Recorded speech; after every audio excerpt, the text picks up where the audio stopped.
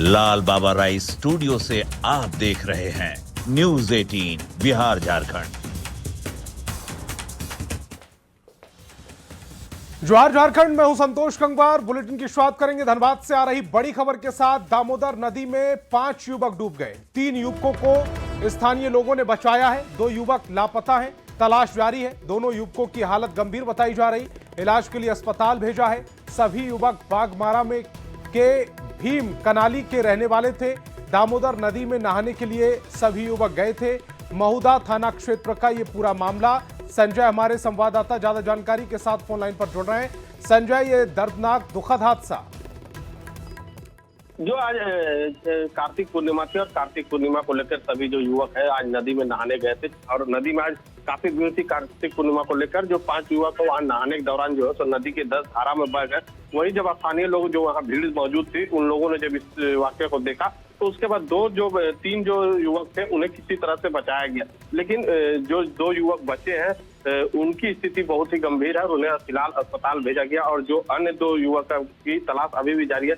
कुछ लोग बता रहे हैं कि जो 5 युवक थे वो बागमारा थाना क्षेत्र के भीम कनाली के रहने वाले थे। उन लोगों की अभी तलाश जारी है और फिलहाल वहां पर काफी भीड़ लगी हुई है। नदी में किसी तरह जो 2 युवक डूबे हुए उनकी खोजबीन हो, लेकिन अब तक जो है तो उन लोगों का नहीं पता चल पाया और यही कारण है कि काफी लंबा समय होने के कारण अनहोनी की भी आशंका जो है तो परिजन जता रहे। वहीं महुदा थाना के पुलिस भी वहां मौके पर पहुंची हुई है और राहत बचाव कार्य शुरू किया है और दोनों युवकों की तलाश जारी है। जी संजय, इस तमाम जानकारी के लिए आपका बहुत बहुत शुक्रिया।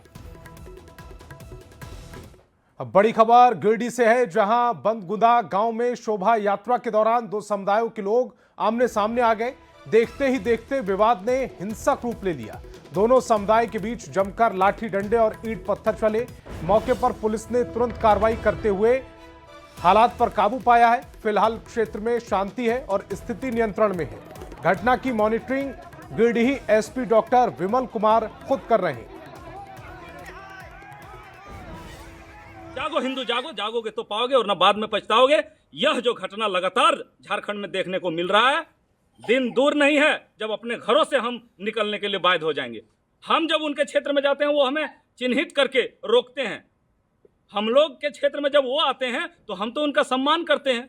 जब उनका कोई यात्रा निकलता है या तो कोई जुलूस निकलता है उसका तो हम लोग सब सम्मान करते हैं। लेकिन यह हिंदुओं का शोभा यात्रा में जो यह पथराव का काम होता है, यह जो हिंदुओं को टारगेट करके रोका जाता है, यह बहुत ही दुर्भाग्यपूर्ण है, बहुत ही निंदनीय है। इसका मैं कड़ी शब्दों में निंदा करता हूं।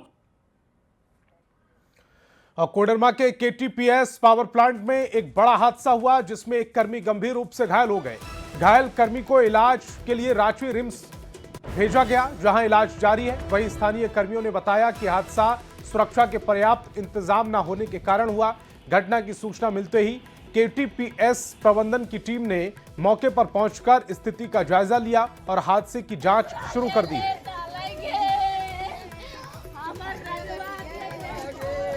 यहाँ एगो घटना घट गया है जो आधा घंटा हो गया, अभी तक ना एम्बुलेंस। खबर गिरिडीह से, जहां झारखंड सहायक अध्यापक संघर्ष मोर्चा के तले हो रहे आंदोलन को जिला प्रशासन ने रोक दिया। सहायक शिक्षकों ने अपनी स्थायीकरण और सामान्य वेतन की मांग को लेकर तकनीक एवं उच्च शिक्षा मंत्री सुदीव्य कुमार सोनू के आवास का घेराव करना और ज्ञापन सौंपा था। हालांकि सहायक शिक्षकों के आंदोलन से पहले ही जिला प्रशासन ने मंत्री के आवास के 500 मीटर की परिधि में बीएनएस की धारा 163 लागू कर दी ताकि लोग इकट्ठा होकर मंत्री के आवास का घेराव न कर सकें।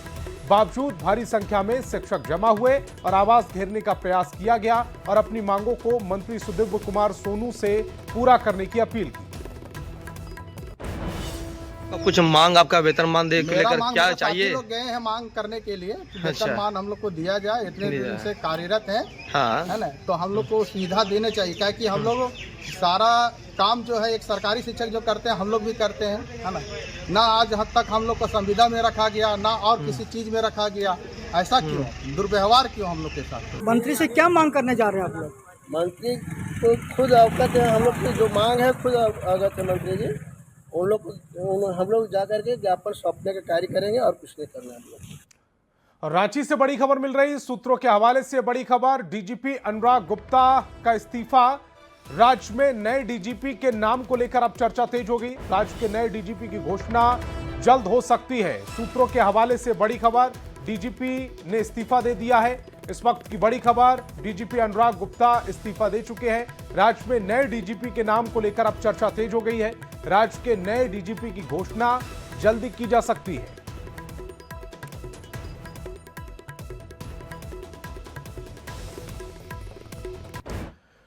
घाटशिला उपचुनाव को लेकर दोनों दलों ने अपनी ताकत झोंक दी है। वहीं जीत को लेकर दावेदारी भी तेज हो गई। पूर्व स्वास्थ्य मंत्री बन्ना गुप्ता ने जीत का दावा करते हुए कहा कि घाटशिला की जनता ने बीजेपी को नकार दिया है।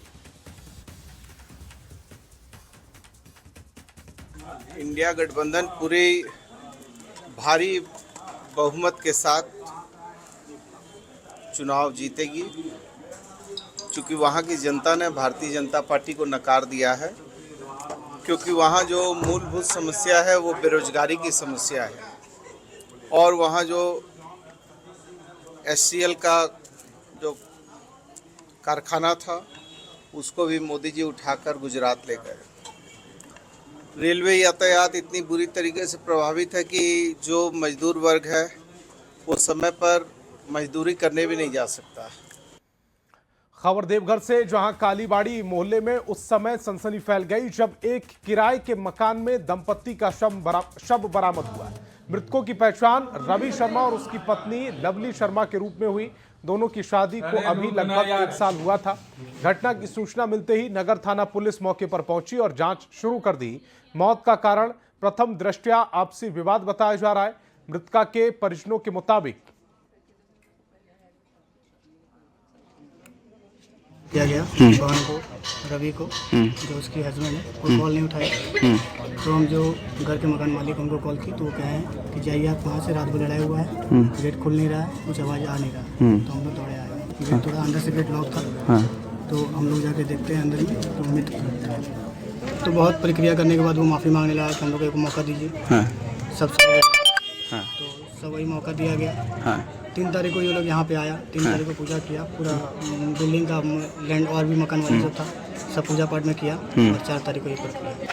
क्या एक रूम में पति पत्नी जो किराए पे रहते थे आज मृत अवस्था में पाए गए।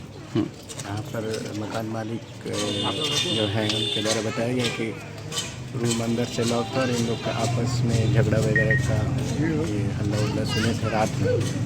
फिर जब ये गए खुलवाने तो खोला नहीं अंदर से, और सुबह जब है बंद दरवाज़ा जब तोड़ा गया तो अंदर दोनों मृत थे। और गुमला सदर अस्पताल में स्थित ब्लड बैंक का लाइसेंस रिन्यूअल नहीं होने के कारण सिविल सर्जन के आदेश पर बंद कर दिया गया।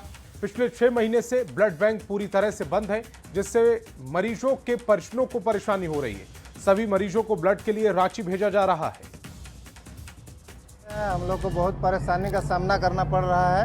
यहाँ बहुत से लोग ब्लड मिलता है करके आते हैं और यहाँ नहीं मिल पाता है, और ब्लड के लिए हम लोग को रांची दौड़ना पड़ता है। जो यहाँ का गरीब जनता है वो भारी परेशानी में है। और इसका मामला क्या है जो हम लोग जान नहीं पा रहे हैं, इसके पीछे क्या कारण है जो कि ब्लड बैंक बंद है। कुछ दिन से अभी बंद है, ब्लड का ज़रूरत पड़ रहा है, आदमी आ रहा है, बहुत यहाँ मतलब परेशानी का सामना करना पड़ रहा है। आदमी को यहाँ ब्लड ढंग से मिल नहीं पा रहा है। यहाँ जो सरकार से मांग करना चाह रहे हैं कि जल्द से जल्द यहाँ समाधान करे, यहाँ ब्लड का। जो सेंट्रल टीम है हमारी, वो सेंट्रल टीम आकर के और इंस्पेक्शन करे।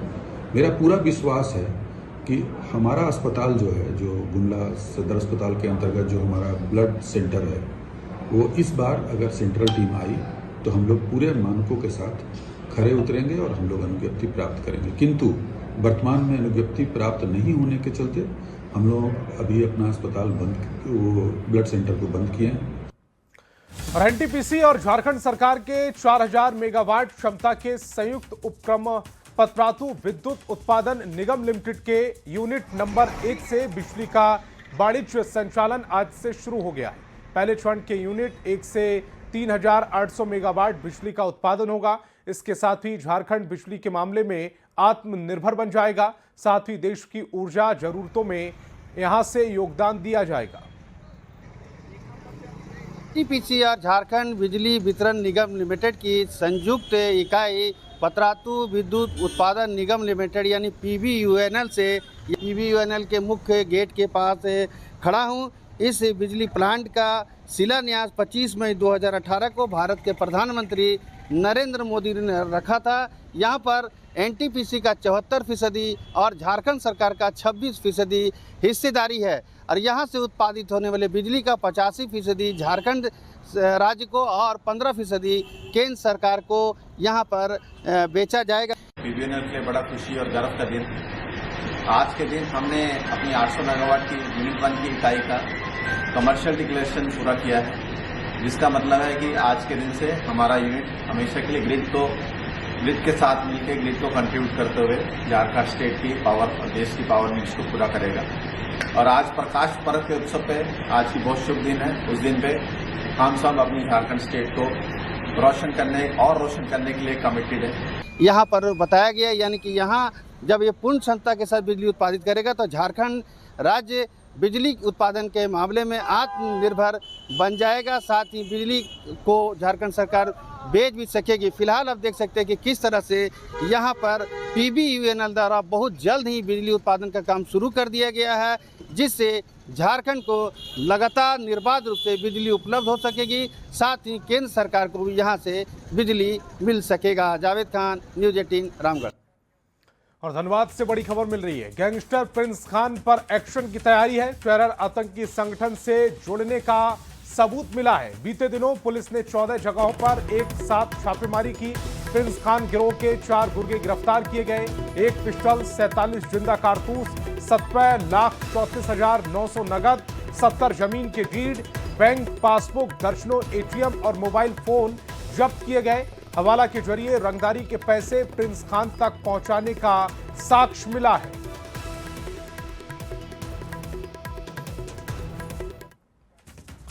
खबर जामताड़ा से, जहां के अंबा और जगन्नाथपुर में पहली बारिश में टूट गए चेक डैम की मरम्मती के लिए कुछ लोगों ने पुराने क्रॉस बंद को तोड़कर पत्थर निकाल रहे हैं।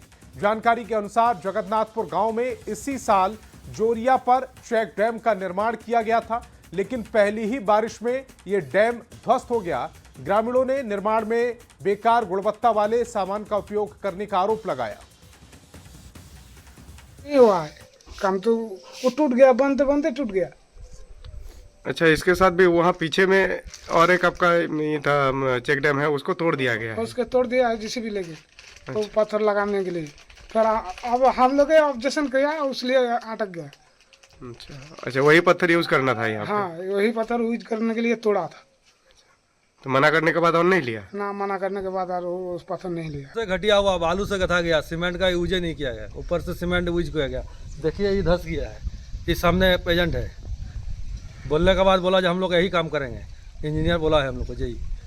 अब JE कौन है वही जानता है, बोर्ड कुछ नहीं है, कौन विभाग है हम लोग को पता भी नहीं है। हमारे संज्ञान में आया कि कुंडित प्रखंड अंतर्गत चेक डैम निर्माण में घटिया क्वालिटी की मटेरियल का यूज़ किया गया था, जिसके कारण चेक डैम जो है बनने के साथ ही टूट गया। और एक ऊपर में जो क्रॉस चेक डैम था उसका सामग्री का यूज़ जो है दोबारा उस टूटे हुए चेक डैम को बनाने में किया जा रहा है। उसके आलोक में इस मामले को संज्ञान में लिया गया और एक जांच कमेटी का गठन किया गया, जिसमें अनुमंडल पदाधिकारी हैं और एक सहायक अभियंता और एक कनीय अभियंता है, जो स्थल निरीक्षण करके अपना रिपोर्ट सबमिट करेंगे। रिपोर्ट जैसे ही प्राप्त होगा हम लोग उचित दंडात्मक कार्रवाई सुनिश्चित करेंगे। और वक्त है एक छोटे से ब्रेक का।